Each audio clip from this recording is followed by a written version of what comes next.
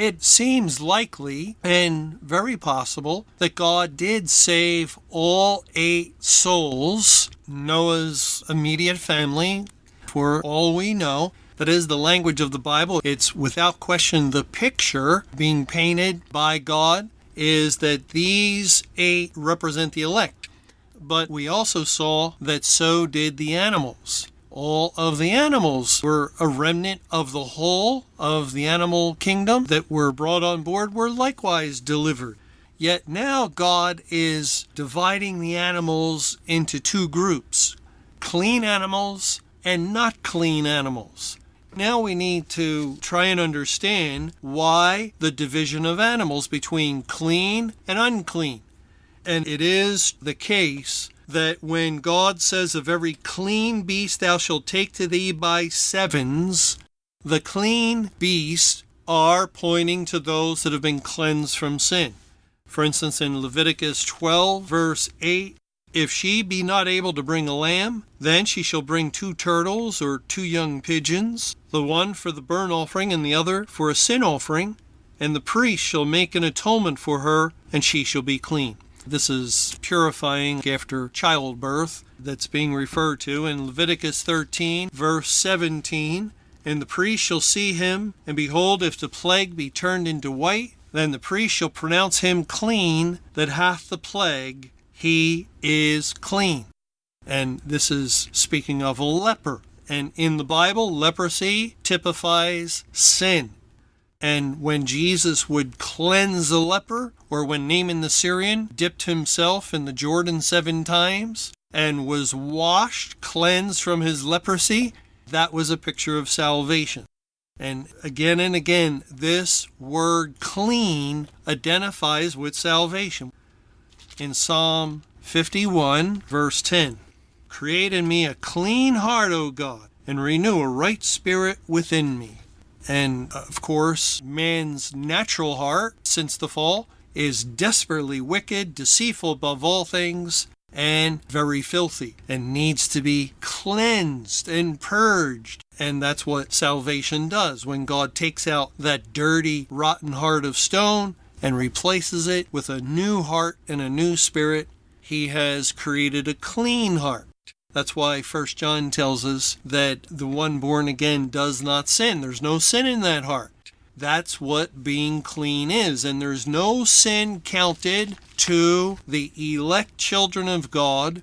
And these clean beasts are picturing God's elect. They're brought on board the ark. They come in pairs by 7s, and they typify the elect. But it also says in verse 2, and of beasts that are not clean by 2, the male and his female. So if the clean beasts represent the elect, what does the beasts that are not clean represent? Well, when we look into the Bible, we find that God speaks of delivering the creation, of saving the creation. That's the language of the Bible in Romans chapter 8, verse 18.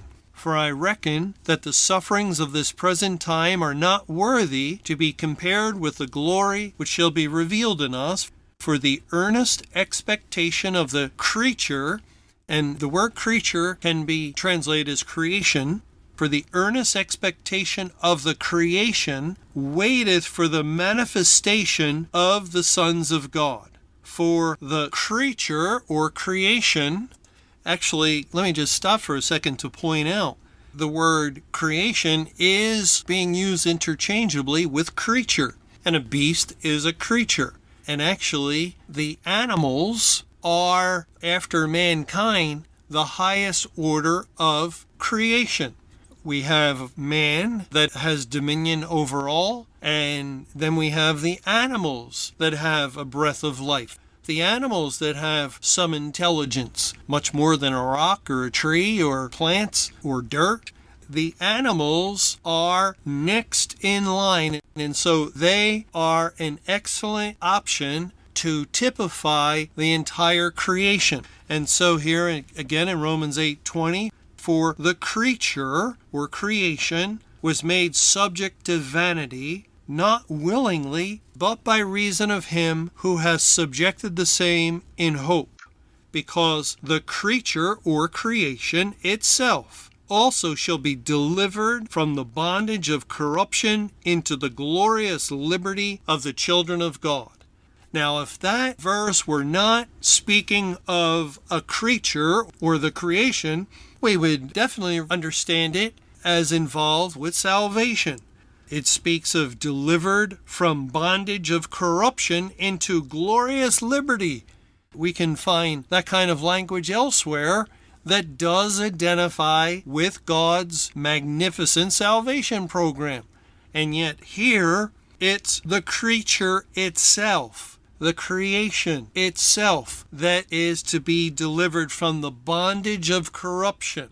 So when we see historically in the account of the building of the ark, the loading of the animals and the animals entering into the ark, we can look at that as God's salvation program, and the clean animals do typify people that God has saved. They are types and figures of the elect that have had their sins washed and cleansed.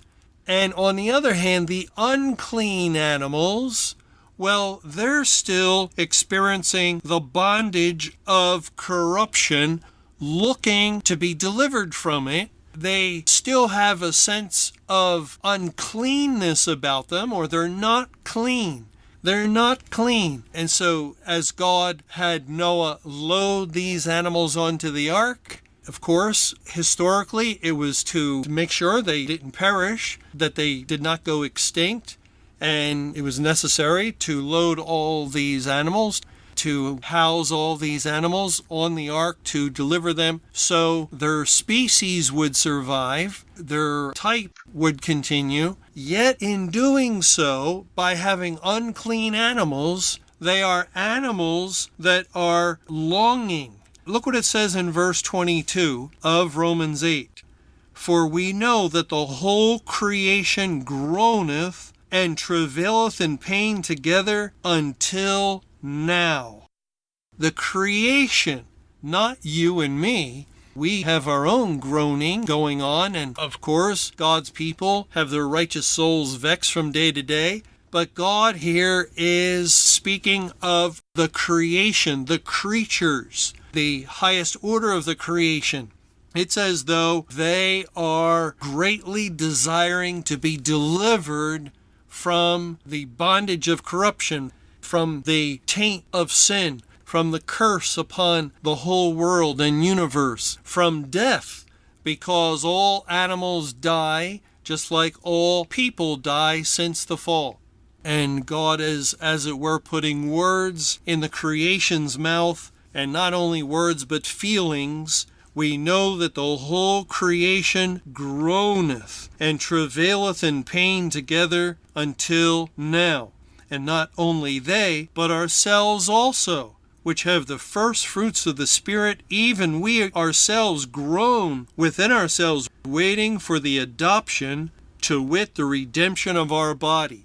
And here we have the creation groaning, travailing in pain, in anticipation, in waiting for the new heavens and the new earth to come to pass.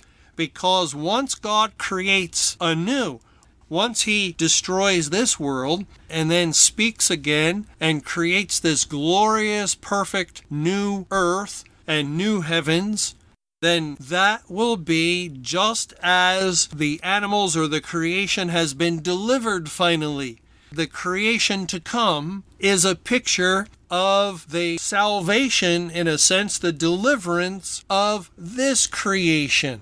Just as God's people look forward and we also groan within ourselves, waiting for the adoption, the redemption of our body, a new resurrected body, well, so too is the situation with the animals. See how in Romans 8 God has put the two together. It's as though you have the elect, the whole company of the elect on one hand, that are eagerly looking forward to the great day when all these things are fulfilled, when God's word is completed, And on the other hand, you have the creation. And within the creation, the animals that are likewise looking to that great day. Well, both come together on board the ark. And finally, after all the animals, all the people, everyone to board was boarded, and then the door shuts. And the unclean animals remained unclean. All throughout the 5 months, the unclean animals remained unclean all the way through. Because Judgment Day was not the end of the world. Judgment Day, the 17th day of the second month of Noah's 600th year, what it pointed to, May 21, 2011, 7,000 years later, to the equivalent date, Judgment Day was not the end of the world, and it was not the time of the deliverance of the creation. The creation today, for example, 5 years plus after May 21, 2011, after Judgment Day has begun, is still groaning, still travailing in pain, still waiting for that great deliverance, to be delivered from the bondage of corruption and to be created anew.